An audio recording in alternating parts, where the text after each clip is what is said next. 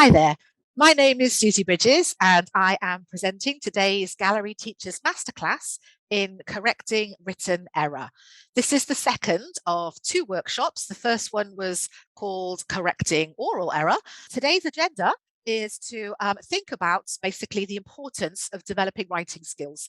Why do we ask students to do writing? And then we're going to have a think about the common correction codes. A lot of language teachers across the world use these common codes. So it's a great idea if you can teach your students these codes and get to know them so that when the student moves on, they're likely going to have been learner trained to recognize correction codes from any teacher. We're going to be having a little look at the typical types of errors that students make, and then thinking a little bit about why, and then talking about how we as teachers can make our marking more transparent, so easier for the students to understand. And then we're going to finish up with the live Q&A. And as we're watching, it'd be great if you get involved by popping some comments into the chat box or going ahead and asking me any questions in the chat box or using the Q&A function in our Zoom room. All right, so let's get started. So why bother with teaching writing skills? Well, there's a number of different reasons. And what I'm showing you here is basically what's called a spiky profile. So this is fairly typical of what we call the ESOL students. So learners of English who speak other languages. So your typical EFL student will have this kind of red profile across the different skills, which is more kind of homogenous. So it's fairly samey, regardless of whether they're talking about their speaking skills, their reading skills, their listening or writing. They may be a little bit better at, reading than they are at listening or vice versa. But an EFL learner who's typically been to university and is often well educated will have this kind of more homogenous red profile. Whereas your ESOL learner, that's people who've maybe come to live in this country and they found jobs, they've picked up English from learning it on the streets or from learning it in work, they're much more likely to have what we call a spiky profile. So this is what you can see here in black, where you can see there's a really sharp distinction between the top peak here of the speaking skill and then maybe going down because their reading is less good, and then up again for listening if they've picked up English off the street. Often listening is their strongest skill after speaking.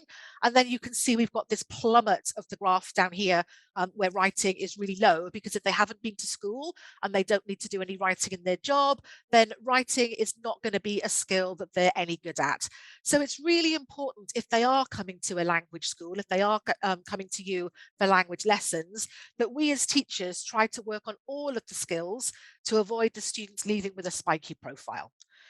If they've got a spiky profile, that means they haven't really got the widest range of vocabulary. If they're not reading, they're not being exposed to new language. And if they're not listening, they're not being able to hear how new language sounds compared to how it's written. If they're not practicing their speaking skills, they're not going to get a chance to kind of assimilate this new language. And if they're not writing, they're not going to be consolidating this new language for grammar or for vocabulary. So if we can help our students, one of the easiest things that we can do is teach them to proofread their own work, and then, if possible, correct their own errors. My goal for my learners is to always make them autonomous so they can function independently without me. I want them to be able to continue learning and growing outside the language classroom and long after they've left my course of study. So if I can teach them to self-correct, hopefully that's going to be a skill that will serve them well in the future. And in the class, if they are able to spot other people's errors as well, then that can continue to help them learn and improve and grow, because different people, they may make some of the same mistakes, but they may also make different mistakes, which is why sometimes it's easier to spot mistakes in other people's work rather than your own.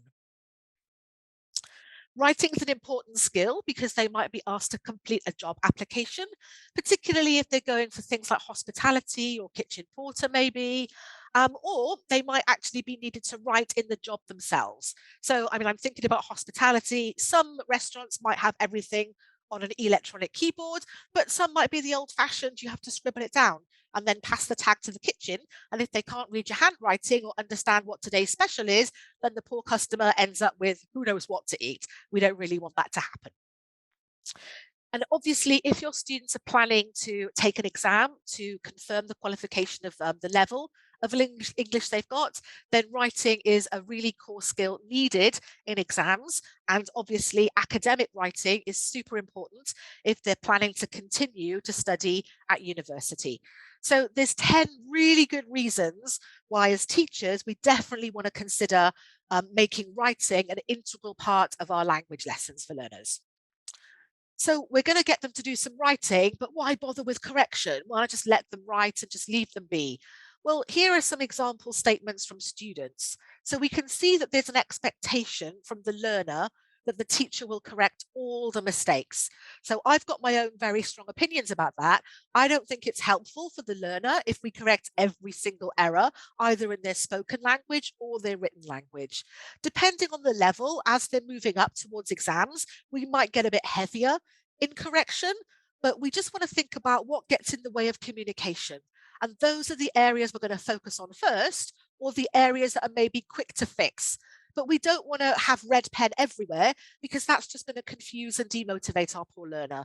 Okay, so maybe in the beginning, we're going to pick our battles and maybe, select 1 or 2 errors from each sentence instead of the 6 errors that maybe we can see. So students often like to know their progress. They want to get an idea of how they're doing and where they're at.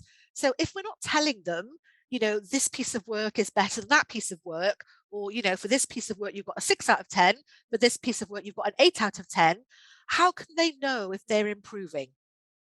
Some teachers think not giving grades is better because then the students aren't focused on that. But I do believe that for a lot of learners, particularly if they're adult learners, they do like to see a record of improvement and a record of progress. So a marking scheme can help do that. And of course, the old, it takes too long. So if you are going to be doing writing in class, you might want to think about short, easy to accomplish tasks that you do in the lesson, and then maybe set up the writing for a homework to be given after the lesson. So if you want to know more about types of writing tasks, here are some suggestions. Obviously, social media and communicating through WhatsApp or other kind of messages is a really, really common way of writing. And we can tell the students about that. Maybe not tell them that today is a writing lesson, but we can tell them, okay, today you get to get your phones out and text message all your friends. How fun is that?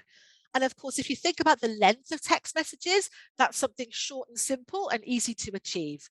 We might also want to help the students with acronyms or contractions, or letter and word combinations like later, L8R, instead of actually writing the word later. Because if the learners are communicating with native speakers, they're going to see these kinds of things in their text messages, and it's going to help them if we can teach them what they mean. They might have to write emails, so it's a good idea to get them to practice doing that in class as well. And obviously writing on Facebook or Twitter or whatever it might be another great way of involving them in the writing skill without them knowing it's actually writing. So a lot of schools have a Facebook page, or you can have a class Facebook page, and you can encourage your learners to pop up some social media posts on a fairly regular basis to keep that active writing skill going. Another fun thing to do as a writing lesson is maybe have them go out to a cafe or a restaurant or a garden or some other attraction in the local area, and then maybe have a go at writing a review on TripAdvisor.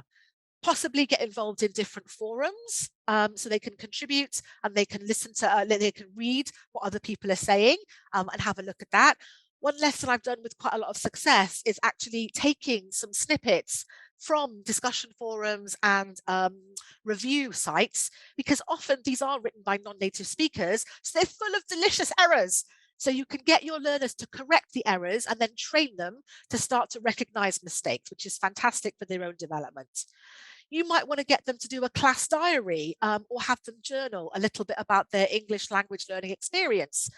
And then we're going to build up towards paragraphs. So journaling, class diary could be paragraphs. Now moving towards the sort of upper end of the ability scale, where we're expecting our students to write essays or maybe articles, so 150, 250 words, and then moving up to letters, or we could say emails these days, and then eventually maybe more formal reports. So there's a raft of different writing tasks that you can get your learners to do. And if you vary that, hopefully they're not going to feel that writing is really boring. If you're really worried about teaching writing, don't worry, I've got that covered. You can level up, go pro, or you can have a look at the webinar that I delivered on planning for teaching productive skills. So that session is all about planning to teach speaking and planning to teach writing.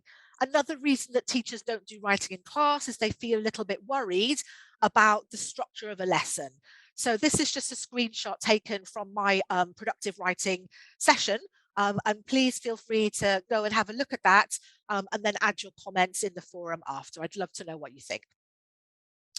Okay, so let's take a look at some common correction codes. I'll just give you a few seconds to read that through.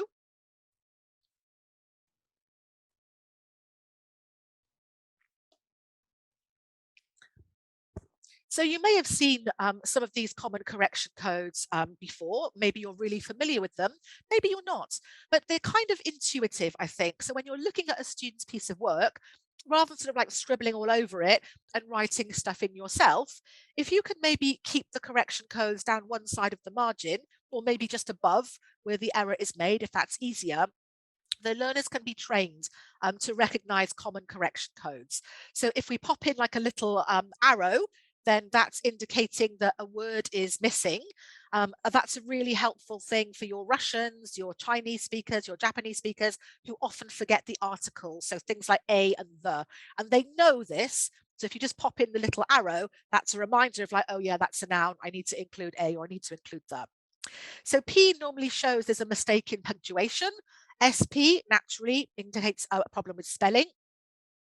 This is just a line that you would cross through any unnecessary word. So, you know, I go to the school every day, we'd cross that out. Maybe you'd use GR to indicate a grammatical error, T for a wrong tense, which is often where students make mistakes. WW indicates a wrong word. And here you might have to supply the right word. You know, if they don't know the word, then you indicating that it's not the right word isn't really going to help them. So for things like collocations or for expanding their range of vocabulary, you might want to actually physically write in whatever a better alternative might be. If you're working with lower levels, for example, I went on holiday, I had a nice time, we stayed in a nice hotel, the weather was nice, the food was nice. You might want to be thinking about alternative adjectives to nice, perhaps, to increase their range of vocabulary. And then WO shows them that the word order is incorrect. So when students are speaking with me verbally, I often use my hands like this to indicate that there's a problem with the word order. And then obviously when they're writing, I try and draw kind of like a wavy equivalent. So whatever this would look like if I was writing it down. Because again, if you draw their attention to the word order, they can often correct it because your French speakers, your Italian speakers understand that adjective and noun combinations are a little bit different in their L1 compared to in English. So instead of just like smattering red or green or purple, whatever your thoughts are about using red ink, we don't want to kind of like cover the page in teachers' writing. We want to train them to recognize correction codes and then encourage them to self-correct. So when they've done a piece of writing, it's not, okay, I'm going to put it aside and never look at it ever again. I try to make time in class, maybe once a week or once every 10 days, where I say to them, okay, bring out that piece of work that you did for me last week. Have you corrected it? Do you still have questions? Is there anything you want to ask me? How can I help you even further? Okay, so they know that they're going to come back to the writing and you're going to check if they have in fact made sure they've self-corrected. Okay, so typical types of error. So there's a list of 10 common mistakes that the learners will make. And what I want to do is show you how you can highlight the errors to support the students in self-correction. So you might underline what the mistake is, but that might not be enough for the learner to be able to self-correct. So when we combine this with our correction codes, now suddenly our learners are being given a bit more information to hopefully help and support them with self-correction. And what we want to do is train them to be able to look for their own mistakes. So as a teacher, I'd like you to really think about what it is that the student needs to know in order for them to develop and help themselves. So for example, in our first sentence, okay, yes, there's a problem with the grammar, with the tense is missing. And you can see that I've showed them that grammar/tense. So sometimes grammar as a code is a bit kind of vague, you know, like grammar covers a wide range of things in itself. So I feel like telling them it's a grammar problem slash tense or slash preposition or slash missing auxiliary. Now they've got a bit more information to self-correct. And obviously, as they travel up through the levels, you might want to reduce the information you give them because they're more trained to be able to spot and self-correct themselves. But you can see that in my example here, I haven't just underlined is missing, I've underlined is missing since, because since is that key word that should tell the students, present perfect, not present continuous. So think about what it is that you're telling them in order to support them with the self-correction. So here again, you can see maybe one teacher might choose to underline. I've chosen to pop in that little arrow to show there's a missing word. And because missing auxiliaries, which is what the MA stands for, is often a problem for your learners, particularly with present simple, if this was a mistake being made by an elementary level learner or a pre-intermediate, so A1, A2, I might tell them that the missing auxiliary is do. Okay, if this was a mistake made by a B1 or a B2, my expectation is that if I pop in the arrow, they would know on a second look, oh yeah, I forgot to pop in my do. Okay, so you can adjust your marking scheme according to the level and also according to the individual learner that you're marking. So again, here you can see I've underlined the problem and I've told them it's a spelling mistake. They should be able to look it up in a dictionary, okay, or on their phone, whatever it might be. But for number 4, we've got mug of wine. So again, you can see in the original, maybe the teachers only underlined mug. I don't think that's that helpful because actually the problem is with the collocation mug of wine. So I believe as well in teaching lexical chunks, not teaching words in isolation, but thinking about how language appears and teaching what we call the surround language to support the students so that when they're writing, they're not having to think about individual words, they're building chunks. Yeah, they're building sentences from blocks of language, which hopefully reduces the possibility for error. So I've underlined mug of wine and I've told them it's the wrong word. I'm going to guess that they probably know. Okay, so in this instance, I haven't included the right word, but if you're working with your learners and you know they don't know, you might want to pop that in. Okay, for number 5, okay, yes, it's a problem with preposition. But one of the issues that learners have with prepositions is they're never taught about patterns. So here we've got a preposition of time. So it's not in weekends, it's at weekends. So I've underlined both of the words. I've told them it's a preposition, and somewhere in the annals of their self-study, they'll know to come across the fact that it's not in this case, it's at. So here, number 6, we've got the wrong word again. So I've kept that underlined. I might want to choose to extend that underneath her homework as well. And because fair or fahren in French and German has the same meaning in English, this is one that I've chosen to correct because make my homework is a common collocation that students get wrong. So I think they might need me to fill that in for them. So number 7, again, I've chosen to underline the subject because the problem is the verb agreement.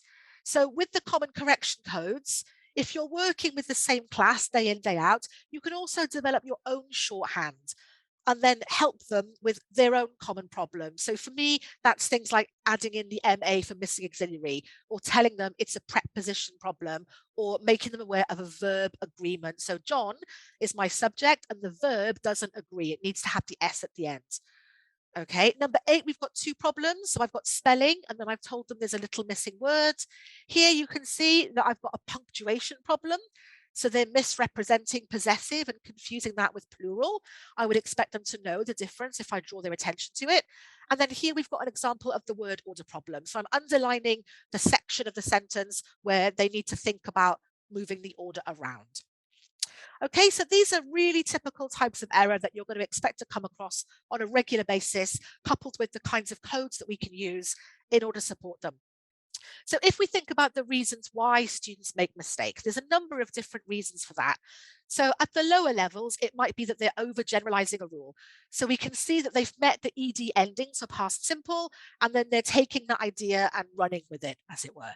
Okay, so we can help support them with that.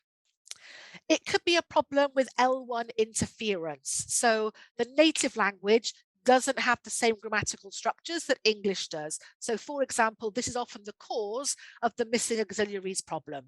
Yep. So if I directly translate from one language to another, it might be Lisa, where you live, and in English, in that particular question, I need my do. And then the same thing here. They've got the idea of the negative in their own language, but the present simple in English requires I don't like writing. So here we've got an example of the new rule maybe not quite being fully assimilated. We think they've met present perfect or present perfect continuous, has been missing perhaps, but they've used since. So maybe there's just like, a little bit more time needed for the rule to fully be assimilated and understood. So make my homework, mug of wine, skinny girls. These are all problems with collocation. So they don't know the right word because they haven't learned it, or it doesn't translate very well in their language. And that's the area where you probably have to provide the correction yourself. And then they might have problems that we call fossilized. So they've been making this mistake for 10 years or 20 years or 4 years or however long they've been learning English.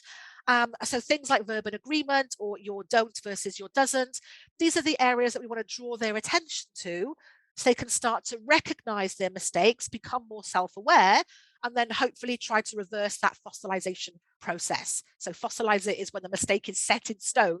And as that suggests, that might be challenging to get the learner to change. Okay, so if we think about then, what do I do when I'm teaching writing? How do I know what to cover? So if you're working from a course book, great, there'll be some information in the course book to support you.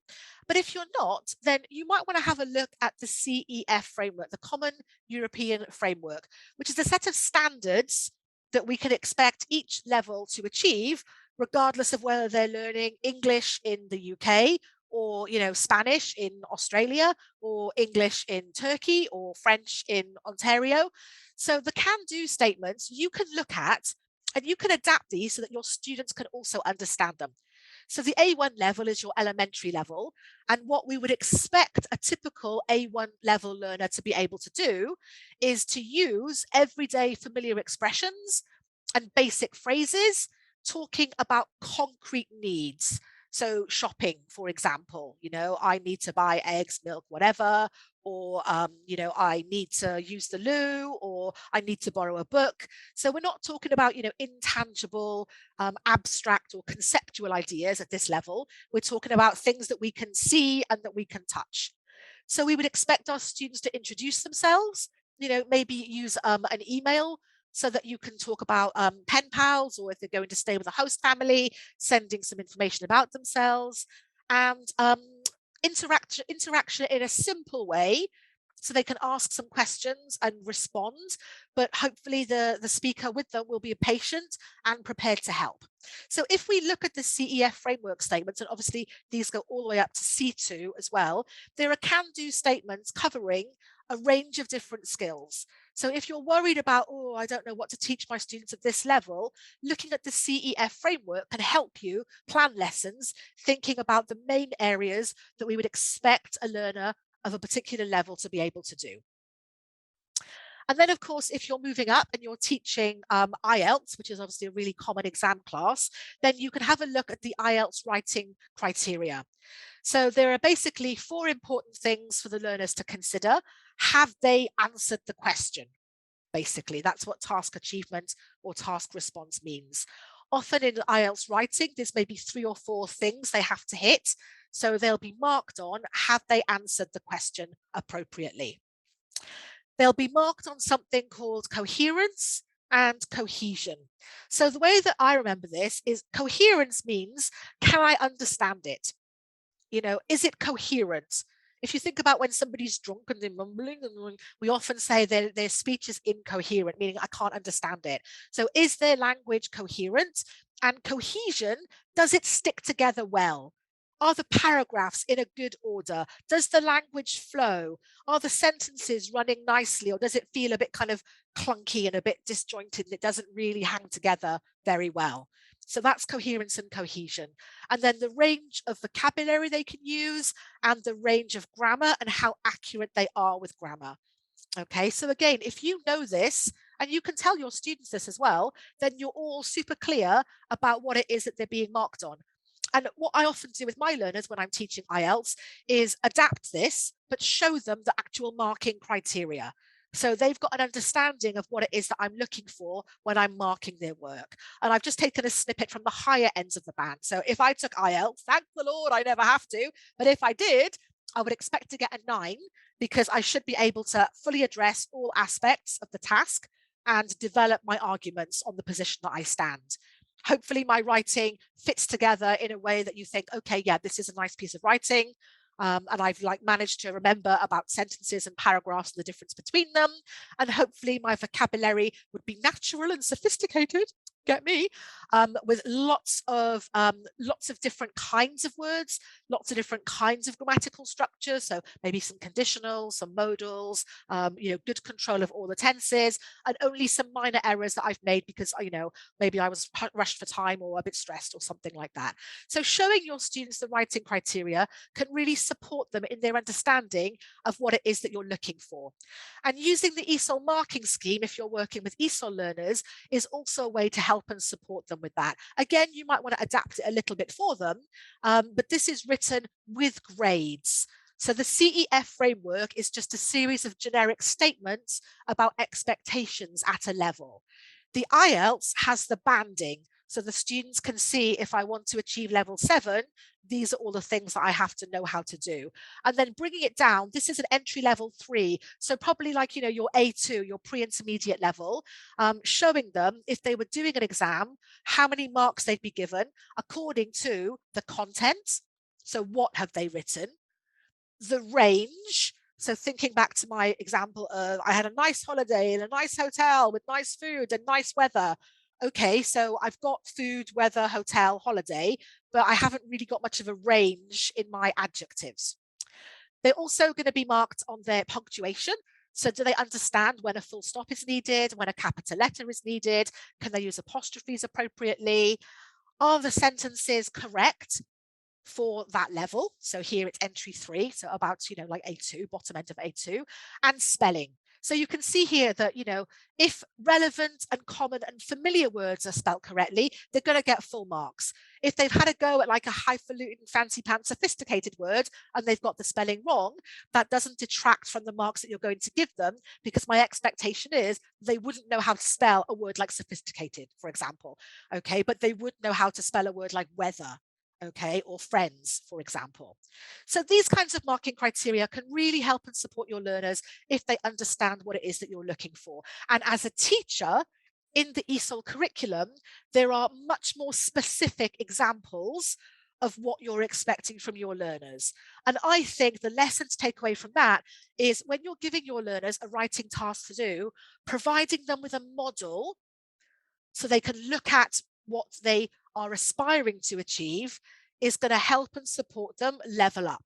So it's up to you whether you give them the model before the task or as a comparison for after the task. There are arguments for both, but a model can be really useful at every level, especially for exam learners who actually really want to see, what does a 6.5 IELTS piece of writing look like, because I'm currently at 4.5.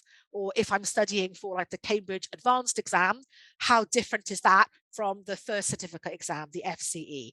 Okay, so you can have a look at that as a teacher and you can see the specific information that is needed in order for the students to have the writing sub-skills to produce accurate sentences, a range of language, and then a full paragraph turning into a cohesive piece of writing.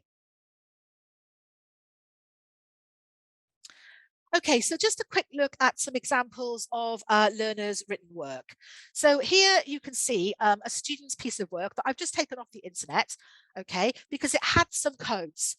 So you can see some of the codes we talked about. So SPUT for spelling, okay, WO for word order. What I like about this one is obviously the teacher is telling them about word formation.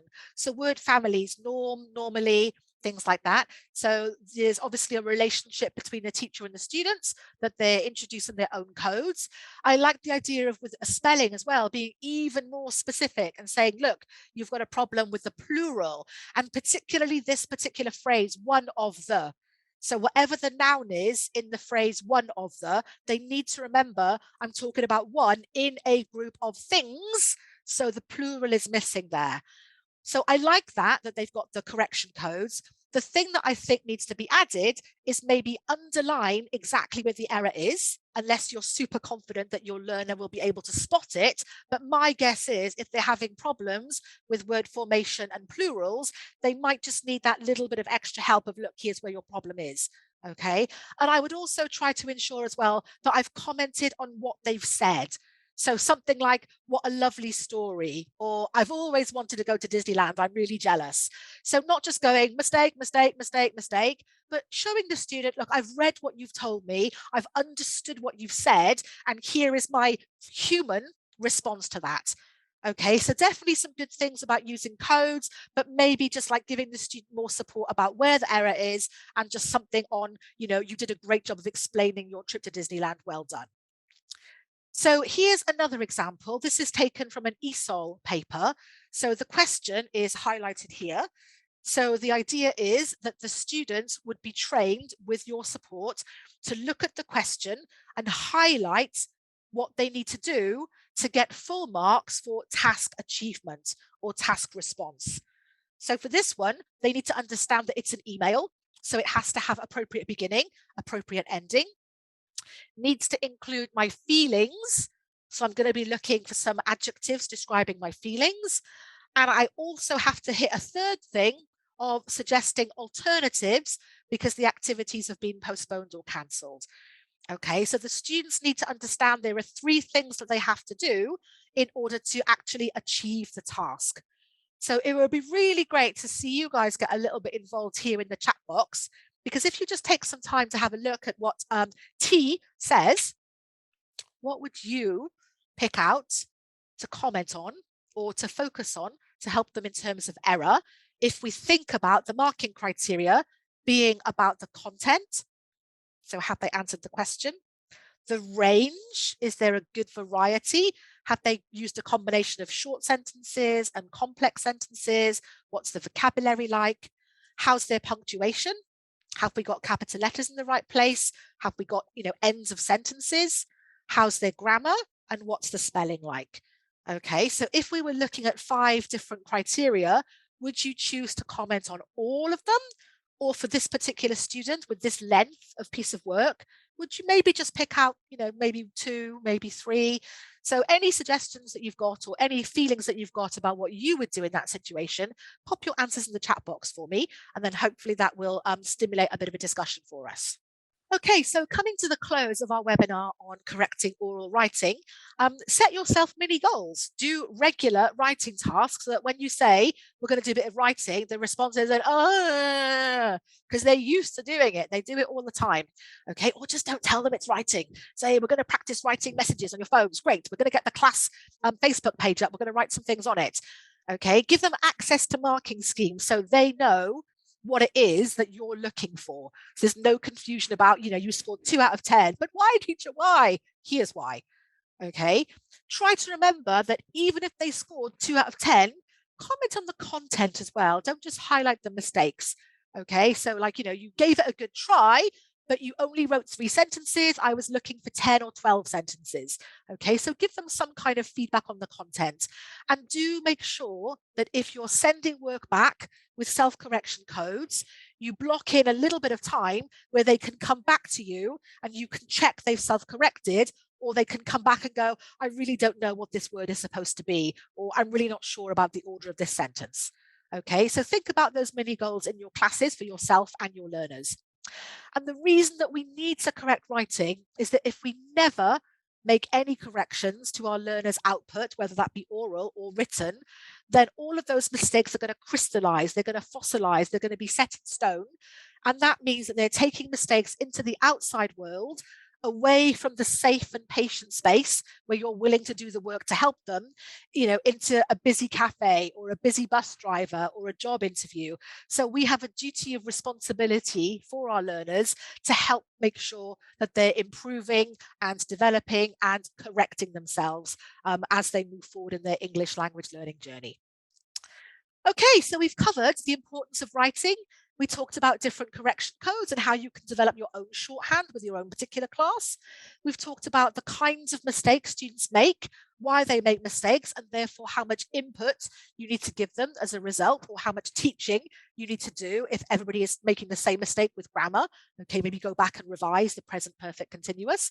So hopefully as well, we've looked at some marking schemes to support you as a teacher when you're thinking about the importance of marking learning. And I'm looking forward to engaging with you all in more detail and listening to some of your questions that hopefully I'll be able to answer. So here are the resources of everything that I use to help me with this session today. So you can have a look at the blogs online. And of course, I'd so recommend that you sign up to the Gallery Workshop subscription service. So you've got access to a range of different webinars on a range of different topics, on a range of different subjects, some of which are delivered by me. No, you shouldn't correct every single mistake the learners make, because it's demotivating for them, especially at the lower level, and also confusing. They might not know which area to work on if you've corrected every single error. So I don't think it's a good idea to correct every mistake your learners make. It's better to think about what's getting in the way of understanding and maybe select the most important 3 or 4 errors for what you want them to work on for that particular piece of work. Which mistakes are important will depend on the level of the learner and their ability to achieve the tasks that you've set them. So it may be that with lower levels, the important mistakes are the ones that you know they know. So things like present simple, and we'll forget about maybe misspellings of difficult words. But for the higher levels, which mistakes are important will be the ones that are going to help them get a good score if they're aiming to pass an IELTS exam or one of the Cambridge suites of exams. So that's going to be figuring out how to correct the grammar mistakes they've made or the spelling mistakes they've made.